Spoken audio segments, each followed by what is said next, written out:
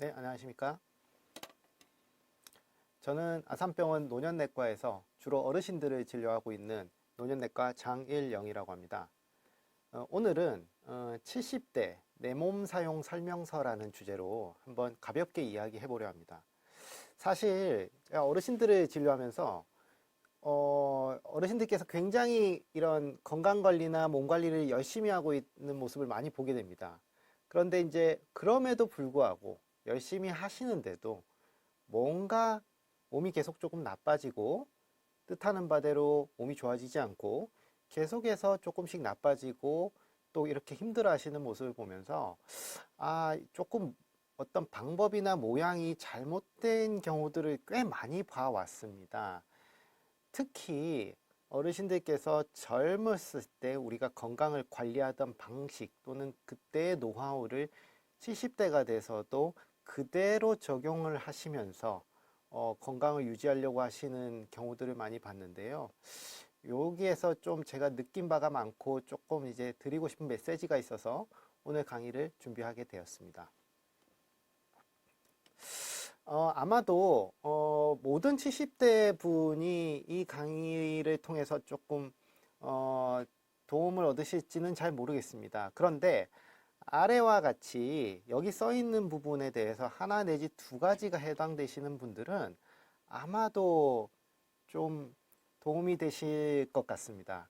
첫 번째는 이 이유 없이 피곤한 경우입니다. 이 어르신들께서 이제 자고 일어나도 막 피곤한 경우가 있고, 그 다음에 이제 뭐 운동하시는 경우, 특히 뭐 골프 치시거나 또는 밖에서 게이트볼 치시고 할 때 조금만 해도 예전하고 다르게 이제 피곤감을 크게 느끼는 경우가 있죠. 그리고 이제 운동을 하는데도 이제 굉장히 나는 열심히 몸 관리를 하고 노력을 하시죠. 뭐 1시간씩, 2시간씩 이제 공원에서 걸으시고 운동도 하시고 등산도 다니시는데 이상하게 몸이 좋아지질 않고 조금씩 나빠지는 것 같아요. 그리고 허벅지가 자꾸자꾸 그러면서 가늘어져요. 예. 나는 나대로 먹는 것도 잘 챙겨 먹고 운동도 열심히 하는데 이게 어쩔 수 없는 부분인지, 그다음 이 혈압이랑 당뇨를 이제 댁에서 또 가정에서 이렇게 이제 측정을 하는 경우가 많죠. 그런데 이 혈압이나 당뇨가 이제 들쭉날쭉 하거든요. 나이가 들면은 올라갈 때는 되게 무섭게 올라가고 또 떨어질 때는 막 굉장히 낮게 또 측정이 됩니다.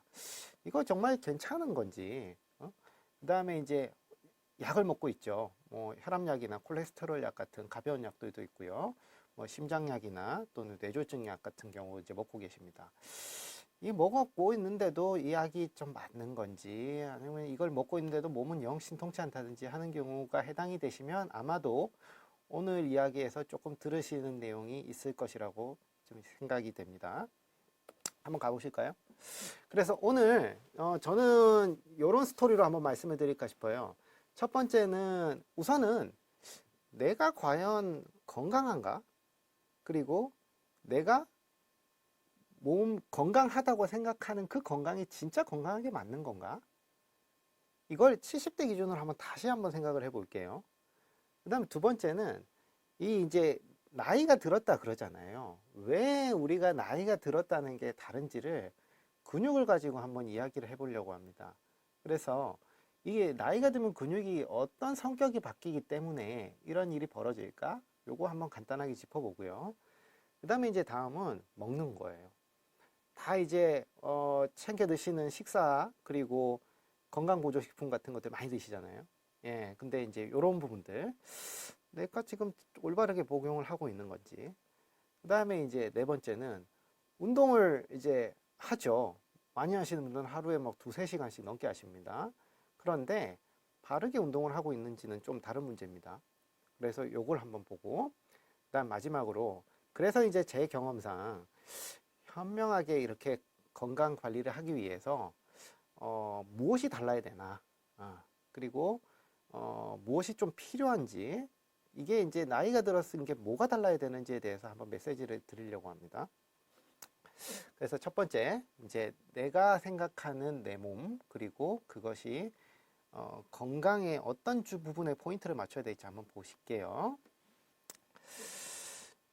자, 이 그 영상을 보시는 분들께서 나는 진짜 건강한가요? 라고 물었을 때 아마 우리나라 통계조사로는 한 절반 이상에서 건강하지는 못하시는 걸로 답을 많이 하시더라고요. 그런데 건강하다는 게 어떤 의미죠?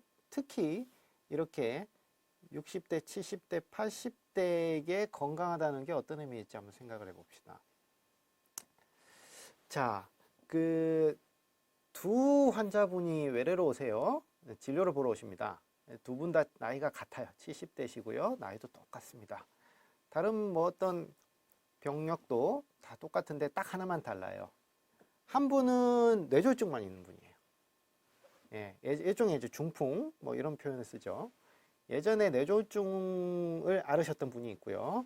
한 분은 그냥 다른 큰 병 없었고 그냥 혈압만 있으세요. 고혈압만.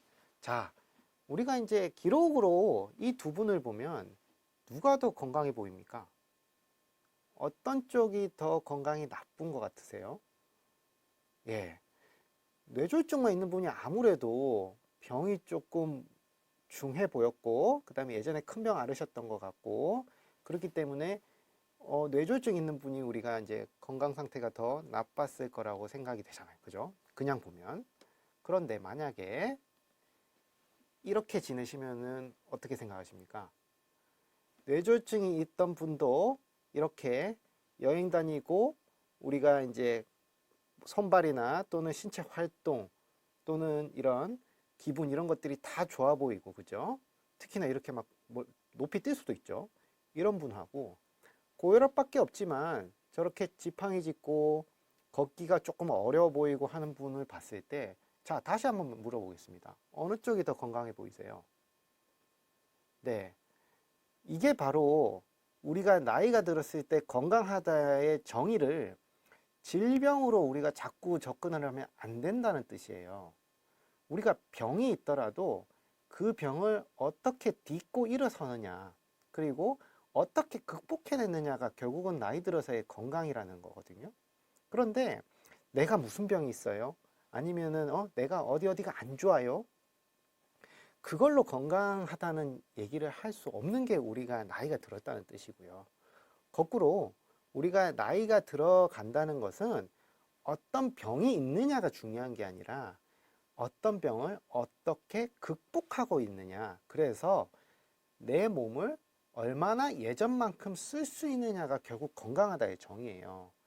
어르신들에게 우리가 이제 건강하냐라고 물어보셨을 때 건강하지 않습니다라고 말씀하시는 거에 대부분의 원인 왜 그렇게 생각하세요? 한번 물어보면 대부분 큰 병을 앓았기 때문에 내가 예전에 무슨 병이 있었기 때문이거든요. 아니면 내가 요즘 먹는 약이 많아서 나 되게 몸이 안 좋아하십니다. 그게 아닙니다.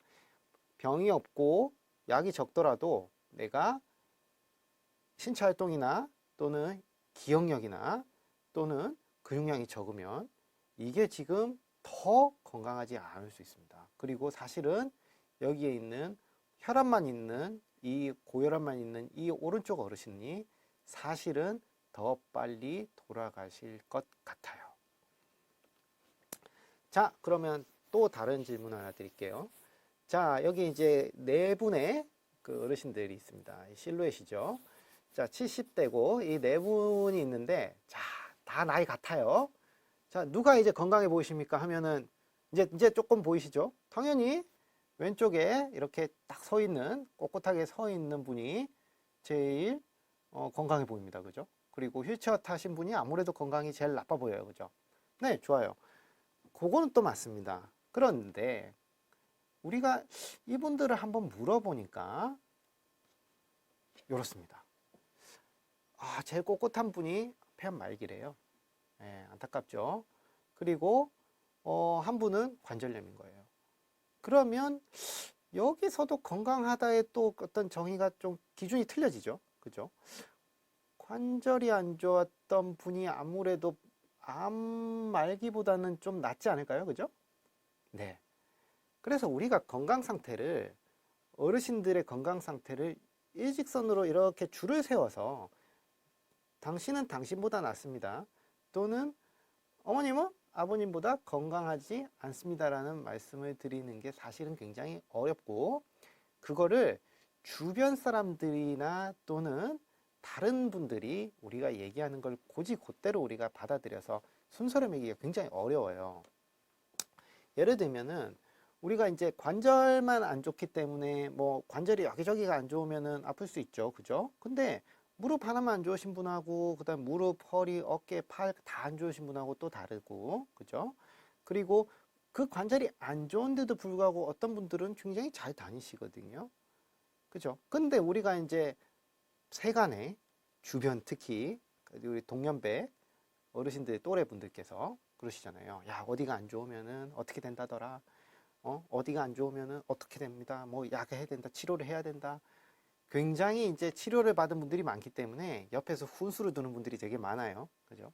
그런데 이것을 사실은 곧이곧대로 받아들이기에는 내 자신이 너무 복잡해요. 복잡하고 내가 단순히 병만 가지고 내 건강을 딱 몇 점 이렇게 하기가 없잖아요. 그렇게 할 수가 없거든요. 그렇기 때문에 주변에 이런 어떤 우리 무용담들 있잖아요. 나 이렇게 하니까 뭐 이런 치료를 받았다. 아니면 이렇게 하면 좋아졌다. 이런 것들을 나한테 그대로 적용하기에는 좀 어려워요. 이게 젊었을 때는 좀 되거든요. 근데 나이가 들었다는 것은 결국은 다른 사람의 치료의 어떤 그 치료를 받고 나서 극복했던 병력이라든지 또는 치료 과정을 우리가 그대로 받아들이기가 그만큼 어렵고 그걸 나한테 그대로 나도 그럴 것이다 라고 얘기하는 것은 굉장히 위험한 판단일 수 있습니다. 자, 그러면 다음입니다. 자, 지금 두 외국인이 있습니다. 네, 외국인이 있고 지금 둘 다 나이가 똑같아요. 근데 이제 두 분이 비슷하게 생겼지만 다른 분입니다. 자, 어느 쪽이 더 건강해 보이시죠? 아무래도 좀 더 피부톤이 밝고 그다음 주름도 좀 적어 보이는 여기 이제 오른쪽에 있는 분이 좀 더 나아 보이시는 것 같잖아요. 예, 맞습니다. 예. 아무래도 이쪽이 좀 더 건강해 보이시는데요. 자, 몸매가 이렇습니다. 자, 한쪽은 피부가 별로 안 좋아 보이고 주름도 좀 많아 보이시지만은 몸에 근육이 되게 많고 탄탄한 근육을 가지고 있고 운동도 되게 잘 하실 것 같이 보입니다. 이쪽과 피부는 좋고 관리는 굉장히 잘 되고 있고 온화한 미소에 화장까지 잘 돼 있죠. 그런데 이제 비만이 좀 많아 보입니다. 그죠? 평소에 운동은 조금 못 하신 것 같아요. 그리고 지금 저 비만이면은 아무래도 허리랑 무릎, 어깨 다 안 좋으실 것 같은데요. 그리고 콜레스테롤도 좀 높을 것 같다고 예상이 됩니다. 건강하게 또 다르잖아요. 저 얼굴만 갖고도 우리가 얘기 못 합니다. 그죠? 그런데 이 두 분이 20년이 딱 지나고 10년이 지나면 또 다시 이렇게 돼요. 자, 다시 앞으로 한번 돌아가 볼게요. 자, 이분들이 나중에 시간이 지나서 보면 다 이렇게 됩니다. 왜 이런 차이가 벌어질까요? 네. 우리가 이런 기억력 관리, 그리고 기분, 정서 기능이라고 그러죠. 우울증이나 기분, 유쾌함의 관리가 이렇게 많은 차이를 나타낼 수도 있습니다. 그게 꼭 비만이나 또는 근육 관리뿐만이 아니라 우리가 정신 건강에 대한 관리라 그러잖아요. 요게 같이 안 되면 천하에 좋은 약을 먹고 좋은 음식을 먹고 확실한 운동을 해도 결국은 이렇게 나이가 들어감에 있어서 굉장히 불행해질 수가 있습니다. 그래서 자, 이 시점에서 우리가 다시 한번 돌아보세요. 지금 내가 건강한가? 그리고 나는 내 상태를 명확하게 알고 있는가? 내 질병은 아는데 내 몸은 잘 모르고 있는 거 아닌가? 그리고 내 정신 건강이나 기억력은 온전한가? 이걸 한번 좀 다시 한번 생각해 보시길 바라고 여기에서 내 건강을 한번 다시 정의할 수 있어야 돼요. 여기서 만약에 내가 문제가 정말 없다고 하시면 그분 정말 건강한 것입니다. 그런데 대부분은 두 부류예요. 첫 번째는 너무 복잡해서 나는 내 건강이 어떤지 모르겠어 하시는 분들이 있고요. 그다음 한 부류는 내가 이런 병이 있지만 난 그래도 괜찮아. 그래서 나는 지금처럼 해도 될 것 같아 하는 분이 있습니다. 이런 분들은 괜찮아요. 우선 조금 더 시간이 여유가 있기 때문에 급하게 서두르실 필요는 없습니다. 그러나 지금 내가 내 몸 상태가 어떤지 모르는 분들, 그리고 내 건강 상태에 대해서 방향을 못 잡겠는 분들은 뒤에 영상을 계속 한번 시청해 보시는 거 좋을 것 같습니다. 진짜 건강 상태를 알아야 그 다음을 우리가 논할 수가 있습니다. 근데 우리가 이제 어떤 건강 상태를 우리가 이야기함에 앞서서 이제 나이가 들면은 공통적으로 모든 사람들이 몸에서 어떤 변화가 생기는지를 오늘은 근육 중심으로 한번 좀 이야기를 해보려고 해요. 지금 이제 보시면은 막 뭐 영어 일단 보지 마시고요. 자, 저 사람이 있고 막 빨간색으로 점이 막 있습니다. 나이가 들면은 다 안 좋을 수 있는 곳이에요. 그죠? 여기서도 지금 보시는 분들께서 안 좋으신 포인트들이 몇 개인지 이렇게 쑥 세볼 수도 있습니다. 물론 저거보다 더 많이 안 좋습니다. 대부분. 보통 우리가 70대 분들은 저기에 있는 점 중에서 평균적으로 7군데는 아프다는 통계가 있습니다. 즉 내가 심장이 안 좋고 혈압이 있고 그 다음에 어떤 예전에 큰 병을 앓았다 하더라도 저런 식으로 나를 괴롭히는 병들이 7개 가까이 있다면 그게 오히려 여러분들을 더 힘들게 하고 괴롭히는 게 아닐까요? 그렇죠?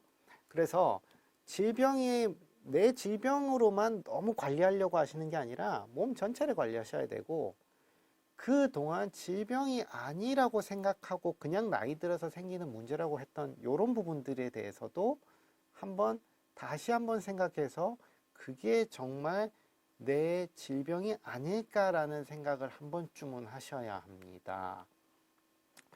특히 우리가 이제 이런 게 있습니다. 나는 원래 젊어서도 이랬어 하는 그런 것들이 있습니다. 뭐 사람마다 다 있죠. 예. 젊어서부터 난 변비가 오래됐어. 그래서 원래 내가 젊었을 때도 5일에 한 번 화장실 갔어. 근데 난 괜찮았었어. 예, 이렇게 우리가 얘기할 수 있죠. 그 다음에 불면증. 밤에 깊이 못 자고 늦게 자고 그 다음에 꿈 많이 꾸고 그걸 젊었을 때부터 그러신 분들 많죠. 그리고 이제 소화. 특히 이제 좀 여성분들이 좀 많으신데 고기 소화를 평생 못 하신 분들도 있습니다. 원래 고기만 먹으면 쉽게 체하고 소화가 안 되고 그 다음에 뭐 어떤 경우는 막 신물이 너무 올라온다든지 또는 막 토하는 분들도 있죠. 젊었을 때도 이랬던 분들이 지금도 그러실 수 있습니다. 그 다음에 원래도 젊었을 때 마른 분들, 젊었을 때도 되게 마른 분들 뼈 약하죠. 아마 50대, 40대 골다공증 있습니다라는 그런 진단 들으신 경우도 있을 겁니다. 원래병 같은 경우도 있잖아요. 그리고 원래가 좀 예민했던 좀 이렇게 매사에 이렇게 조금 소극적이거나 아니면 깜짝 잘 놀라시거나 또는 어떤 사람의 어떤 대인관계에 있어서 굉장히 예민하신 분들도 있습니다. 근데 문제는 이제 젊어서 이런 분들, 이런 성격, 이런 속성이 있는 분들, 이런 성격이 있는 분들이 나이가 들어서도 우리가 계속 이렇게 된다면 괜찮은 걸까요? 그 다음에 또 한번 생각해 볼 부분은 이게 나이가 들어서 이제 다들 한 번씩 겪는 이런 문제들입니다. 원래는 없었는데 나이가 들면 한 번씩 넘어질 수 있죠. 그죠? 그리고 나이가 들면은 걷기가 좀 어려울 수도 있습니다. 나이가 들면 변이 좀 잘 안 나오고 변비가 좀 생길 수 있습니다. 뭐 2, 3일에 한 번씩, 3, 4일에 한 번씩 대변을 보는 습관이 바뀔 수 있고요. 나이 들면 살 좀 빠질 수 있다고 들으셨죠? 예, 그래서 나이 들면 살 빠질 수도 있고, 나이 들면 원래 밤잠이 좀 적어진대요. 세간의 속성과 어떤 소문들, 그리고 주변의 어떤 많은 말씀들을 들으셔서 이런 내용들 조금 잘 아실 거라고 생각합니다. 근데 이게 진짜 괜찮은 건가요? 이런 일이 생기는 것을 그냥 단순히 우리가 이제 나이 들어서 이런 거야. 그래서 어쩔 수 없어. 라고 우리가 하면 괜찮은 걸까요? 괜찮은데요. 문제는 뭐냐면 이게 이제 나이가 들었다 하잖아요. 나이가 들었다라는 게 차이는 바로 예전에는 젊어서 못 자고 소화 못 시키고 그다음 예민한 거를 몸이 견디고 버텨낼 수 있었거든요.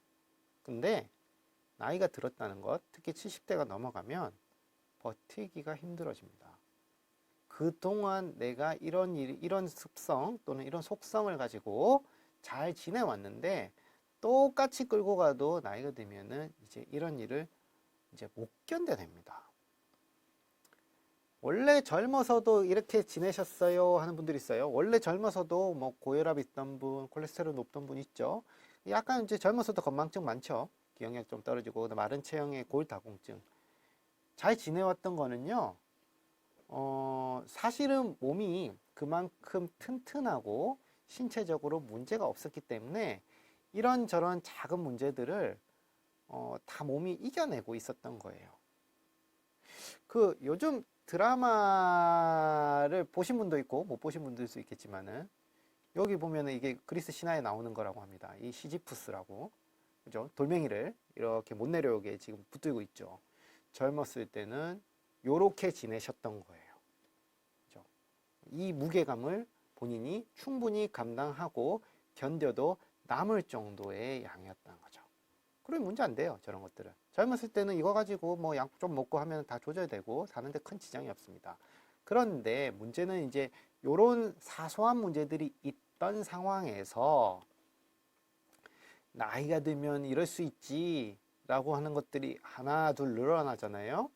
그래서 한 번씩 넘어지기도 하고, 그 다음에 살짝 이제 뭐 무릎이 아프고 걷기가 이제 살짝 부자연스러워지죠. 걷기 어려지고 변비가 생기고 살이 빠지고, 그 다음에 밤에 못 자고 하면 저렇게 공들이 하나 둘 셋 넷 하면서 굉장히 많이 옵니다. 어떻게 할까요? 네, 못 견딘다는 게 바로 이런 부분입니다. 여기서 우리가 저 많은 공들을 못 견디면 어떻게 될까요? 단순히 넘어지는 문제만 생기는 게 아니라 저 많은 것들이 한 번에 옵니다. 즉 하나가 무너지면 다른 기능들 같이 문제가 연쇄적으로 생길 확률이 높고, 그리고 그런 것들이 복잡하게 얽히기 시작하면서 이게 내가 나이가 들어서 생기는 건지 아니면 병이 생기는 건지 아니면 내가 건강관리를 잘못하는 건지 자꾸 헷갈리게 됩니다.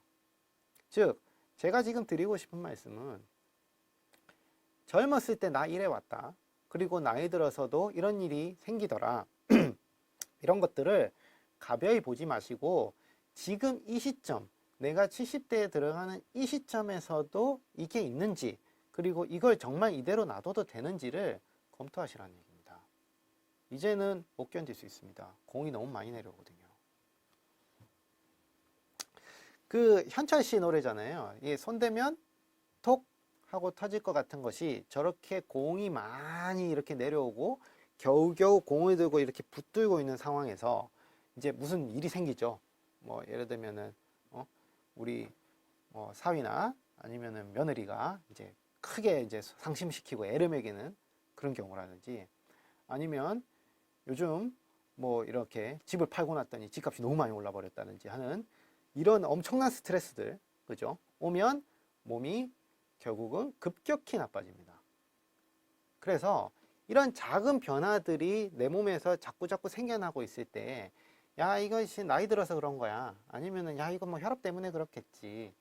라고 하는 것도 결국은 내가 나빠질 수 있는 요인, 즉 위험성만 늘어나고, 결국 무슨 일이 생겼을 때 내가 결국 못 일어날 수 있기 때문에 요거는 꼭 신경을 쓰고 있어야 돼요. 그래서 일단 첫 번째 메시지는, 젊었을 때 하던 방식으로 몸 관리를 하려고 하시면 안 됩니다. 요게 첫 번째 메시지입니다.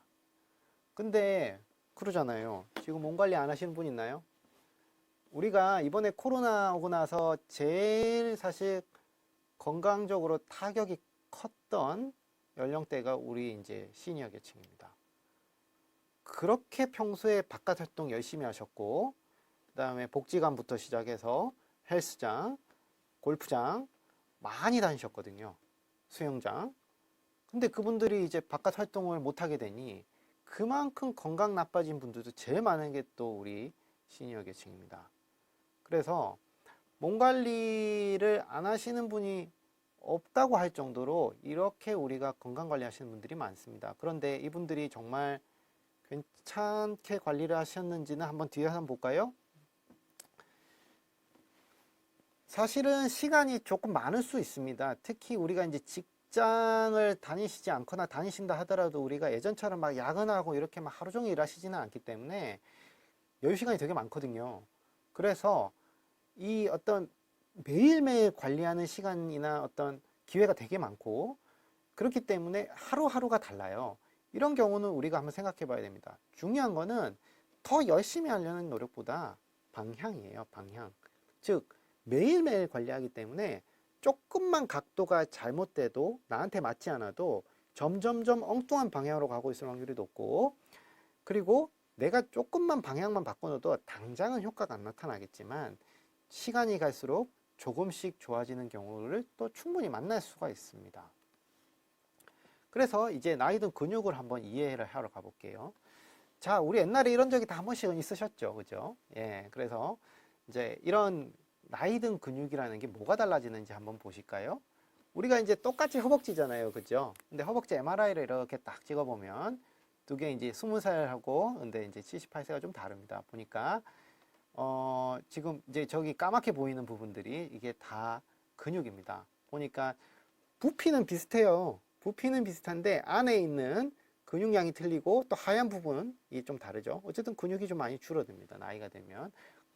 겉으로 보기에는 똑같습니다. 그런데 이 이제 또 다른 그림입니다만 이 노란색 부분들이 결국은 뭐냐면 지방이에요. 우리가 이제 근육이 줄어들면서 그 사이를 지방이 가득 채우게 됩니다. 즉 우리가 이걸 근감소증이 오면서 그리고 이제 그 주변에 이제 지방이 침착됩니다. 이런 얘기를 합니다. 즉 근육이 줄어들고 지방은 좀 많아져서 약간 우리가 이제 고기에서 보면은 약간 마블링이라 그러잖아요. 하여튼 좀 좋지 않은 마블링 같이 이렇게 생기게 되는 게 우리가 나이 든 근육이라고 합니다. 근데 이제 여기서 중요한 거는 뭐냐면 근육은요 24시간 내내 먹고 만들고 또 사라져요. 이게 되게 중요한 겁니다. 24시간 내내. 그 근육은 우리가 이제 근육도 먹고 살아야 되잖아요. 뭔가 영양분을 공급을 받고 그 다음에 이제 이것을 이제 우리가 이제 영양분을 입으로 먹으면 그게 소화가 되고 흡수가 돼서 이제 근육으로 간단 말이에요. 근데 이제 근육이 좋아하는 게 있고 근육이 필요한 게 있습니다. 뭘 먹고 살까요? 밥, 뭐 고구마빵, 그다음 견과류 뭐 이런 것들도 있고 다 이제 어르신들 많이 좀 챙겨 드시는 것들이죠. 근육은요 다 먹고 살아요. 잡식성입니다. 그런데 그 중에서 제일 많이 필요하고 제일 항상 필요한 게 있습니다. 그게 바로 단백질입니다. 그 근육은 기본적으로 우리가 이제 고기 생각하면은 맞습니다. 고기로 구성되어 있는데 탄수화물하고 지방도 다 필요해요. 비타민도 필요합니다. 그런데 가장 중요한 거는 단백질이고 단백질이 있어야 실제로 이 영양분을 흡수해서 힘도 내고 그 다음에 새로운 단백질을 계속 만들어내면서 우리 근육을 유지하고 새 걸로 바꿔주는 역할을 합니다. 단백질이 제일 중요합니다, 현재는. 그런데 우리가 이제 단백질 중에서는 단백질을 막 잘게 분해시켜 놓은 거, 소화시켜 놓은 거죠. 그걸 아미노산이라고 하거든요. 그러니까 이제 우리가 고기를 입으로 먹으면 장에서 이렇게 소화가 되고 분해가 되면서 아미노산으로 분해가 되고 흡수가 됩니다. 이런 걸 먹으면 이제 근육이 생기고 또 근육이 생기고 나면은 좀 우리가 운동을 한다든지 아니면은 그냥 안 쓰고 쉬면 이게 이제 분해가 되면서 다시 아미노산으로 가고 이 과정이 반복이 되는데 나이가 들면은 단백질이 있어도 근육이 잘 생기지 않게 되고 근육의 분해되는 속도는 계속 유지가 되거든요. 그러니 생기진 않는데 자꾸 망가지는 거예요. 그러니 평소보다 아미노산을 사실은 훨씬 더 많이 먹어야 돼요. 젊었을 때보다 아미노산이 많이 먹어야 되고 거꾸로 단백질이 부족하면 근육은 안 생깁니다. 여기서 안 생긴다는 것은 아무리 본인이 운동을 열심히 하고 무언가 노력을 하더라도 근육은 생기기 어렵습니다. 그래서 단백 없고 아미노산 없이 내가 근육 늘어야지라고 하시는 것은 아주 단기간 효과고 거의 이제 장기적으로는 생기지 않습니다. 그래서 단백질, 특히 아미노산은 우리가 잘 드셔야 되는 것이 필수적이라고 볼 수 있겠습니다. 특히 우리가 이제 운동을 하면은 이 과정을 조금 더 도와주긴 해요. 그러니까 이제 좀 촉진한다 그러죠. 그래서 우리가 단백질이나 아미노산 이런 것들을 먹으면서 운동을 하면 그게 우리가 근육 생성을 더 빠르게 하는 그런 강한 촉진제가 되기 때문에 우리가 운동하세요 권해드리는 거예요. 그죠? 다만 여기서 위치가 보면은 운동한다고 근육 생기는 게 아니죠. 아미노산 단백질이 있어야 생긴다는 거잖아. 운동은 도와주는 거. 그러니 우리가 운동은 근육을 위해서 돕는 거. 실제로 재료가 필요한데 재료는 단백질, 아미노산. 됐죠? 그리고 아미노산 중에서도 다른 것들은 우리가 필요한 만큼 간에서 막 이렇게 바꿔서 만들 수 있습니다. 그런데 필수 아미노산이 필요해요. 요거는 제가 뒤에서 한번 말씀을 드릴게요. 필수 아미노산이라고 하는 거는요, 우리 몸의 간은 되게 대단해가지고, 우리가 떡을 드시든 고구마를 드시든 견과류를 드시든 필요한 거는 우리가 간에서 우리 몸에 필요한 걸로 다 바꿔가지고 몸으로 다 보내버립니다. 다 만들 수 있어요. 그래서 웬만큼 먹으면 문제될 게 없어요. 근데 필수 아미노산은 간이 못하는 겁니다. 아무리 먹어도 필수 아미노산은 만들어낼 수가 없고 바꿀 수가 없습니다. 그 말은 무조건 입으로 먹어야 됩니다. 누가 만들어 놓은 걸 먹어야 돼요. 근데 이 필수 아미노산이 근육에서 제일 중요하거든요. 그래서 필수 아미노산이 충분해야 근육이 만들어져요. 근데 필수 아미노산이 많은 게 지금 그림에 보시다시피 대부분 동물성이거나 육류 같은 거예요. 어류, 생선, 달걀 이런 부분입니다. 필수 아미노산이 들어가 있지 않은 단백질 또는 이제 적은 단백질들이 대개는 우리가 이제 많이 드시는 콩, 두부, 요런 잡곡, 요런 쪽입니다. 그래서 대개 우리가 이제 심혈관 질환이나 혈관병을 걱정하시고 콜레스테롤을 걱정하시기 때문에 우리가 단백질 같은 경우는 이제 아무래도 콩이나 이런 우리가 이제 뭐 두부 또는 이제 잡곡밥 이런 걸로 우리가 좀 많이 하시고 또 견과류 드시잖아요. 근데 필수 아미노산은 결국 부족해요. 그래서 이 부분만큼은 가급적이면 동물성 단백을 좀 충분히 드셔야 근육에 도움이 돼요. 그래서 이제 다시 한번 내 식단 한번 돌아볼까요? 결국은 근육하고 그 다음에 우리가 이제 몸의 신체 기능, 힘을 유지하기 위해서는 동물성 단백이 충분한 게 필요하고 그 다음에 식물성 단백은 사실 웬만큼 식사하시는 분들은 부족한 경우가 잘 없어요. 그리고 이런 경우는 대부분 간에서 또 필요한 걸 우리가 바꿔서 써서 만들어냅니다. 그래서 대개는 콩이나 두부가 더 필요하신 분들이 그렇게 많지는 않아요. 오히려 평소에 단백을 덜 드시거나 별로 안 좋아하셨던 분들, 그리고 어쩌다 한번 드신 분들은 5년, 10년이 지나면 거의 대부분 부족하게 됩니다. 그래서 이 부족한 것들이 온몸에서 조금씩 나타나서 통증도 생기고 기억력도 좀 떨어지고 근육력도 떨어지고 그리고 자꾸 이제 힘도 안 나오고 그래서 운동해 보면은 옛날만큼 운동이 안 됩니다. 동물성 단백이 중요한 이유는 동물성 단백에 있는 필수 아미노산이 필요하기 때문입니다. 우리나라에서 지금 이 우리나라 통계이긴 합니다만은 이 단백질이나 고기 안 드시는 분들이 이렇게나 많아요. 오른쪽 보시면 우리가 이제 어떤 하루에 지금 단백을 얼마나 먹어야 되는다는 기준이 나와 있으면서 동시에 이제 그거 안 먹는 분들이 얼마나 되냐 했을 때는 반 넘어요. 반 넘는 분들이 우리가 고기랑 단백 안 드세요. 필요한 양만큼. 그게 아까 제가 매일매일 방향이 중요하다 말씀드렸잖아요. 그거는 하루에 이만큼 모자란 거가 하루, 일주일, 한 달, 1년이 되면은 엄청난 차이가 벌어지거든요. 그래서 방향이 중요하다는 것은 결국 내가 오늘 단백 섭취가 적고 그게 만약에 매일매일 그렇게 되면 그거는 큰 차이를 벌일 수 있습니다. 그러면 그런 차이가 결국은 근감소증으로 가고 그러면 이제 어떤 다른 치료하기도 힘들고 그다음에 뭘 치료해도 잘 듣지도 않고 이런 일이 이제 발생하게 됩니다. 그래서 단백질, 아미노산 충분히 섭취 못하면 근육 안 생겨요. 예. 그러면 얼마나 먹어야 되느냐? 우리가 이제 장에서 근육에서 흡수가 예전만큼 안 됩니다. 그래서 요것만 말씀드릴게요. 젊었을 때보다 30% 더 먹어야 합니다. 똑같이 먹으면 30%가 모자라게 돼서 오히려 30%를 더 먹어야 됩니다. 자, 여기 이 영상을 보시는 분들 중에 젊었을 때보다 더 드시는 분들 과연 얼마나 있을까요? 그것도 매일 잘 없거든요. 그래서 질 좋은 단백을 조금 더, 그리고 24시간 필요한 거기 때문에 조금씩 나누어 가지고 계속 섭취하려는 그런 습관과 노력이 필요합니다. 즉, 잘 먹는다의 정의를 우리가 다시 한번 생각해 보시고 단백이나 아미노산을 어떻게 섭취하는 게 좋을지 한번 생각해 봅시다. 자, 방금 말씀드린 대로 젊었을 때보다 30% 더 드셔야 됩니다. 그러면 이제 운동입니다. 나는 바르게 운동을 하고 있을까? 자, 근육이 많기만 하면 됩니까? 자, 보면 오른쪽은 테니스 선수고요. 뭐 샤라포바라는 이제 되게 유명한 선수입니다. 오른쪽은 이제 잘 모릅니다. 네, 어떤 이제 영화 배우 같아요. 근데 지금 보시니까 어떻습니까? 사실 이분들 두 분 근육을 우리가 보면은요, 근육량은 저 소파에 누워 있는 저분이 근육량 훨씬 많게 나옵니다. 그런데 근육이 많기만 하면 되겠습니까? 지금 누가 더 힘이 세 보이나요? 아무래도 저 공 치는 사람이 더 힘이 세거든요. 근육은 효율이 중요합니다. 우리가 이제 이 등심이거든요.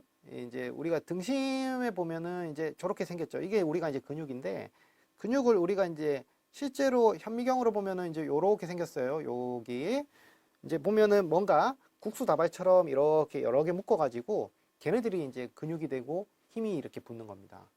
근데 효율이라고 하는 거는 뭐냐면은요, 저 국수 다발이 결국은 근육이고 근육이 많으면 힘 셀 것 같잖아요. 중요한 거는 신경이 거기에 안 가면, 그러면 그 근육 못 쓰는 근육입니다. 즉, 신경이 그 국수 가닥 근섬유라 그럽니다.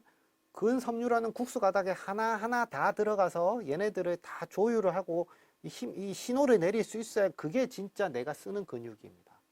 그런데 우리가 지금 실제로 이런 과정, 즉 신경이 머리로부터 쭉 내려와 가지고 근육까지 한 가닥 한 가닥 들어가는 경우가 그렇게 많지 않아요.